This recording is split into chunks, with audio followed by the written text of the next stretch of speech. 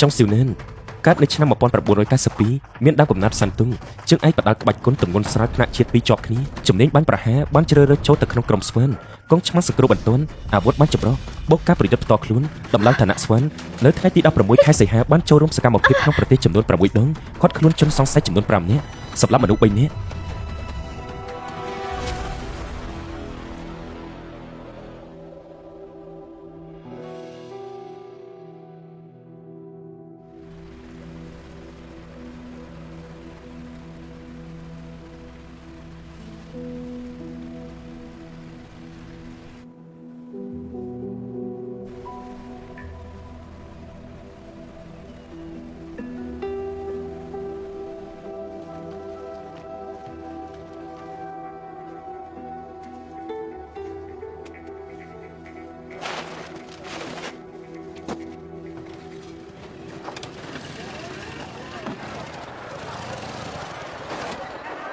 អាយ៉ាងចាសុកមាននៅទីនេះចា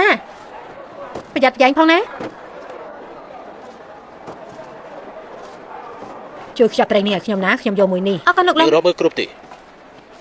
ថ្ងៃក្រោយកុំឲ្យខ្ញុំចាំយូរបែបនេះទៀតណាត្រូវតែយកមកឲ្យទាន់ពេលព្រឹកដឹងដែរទេសុំតើដែររំខាន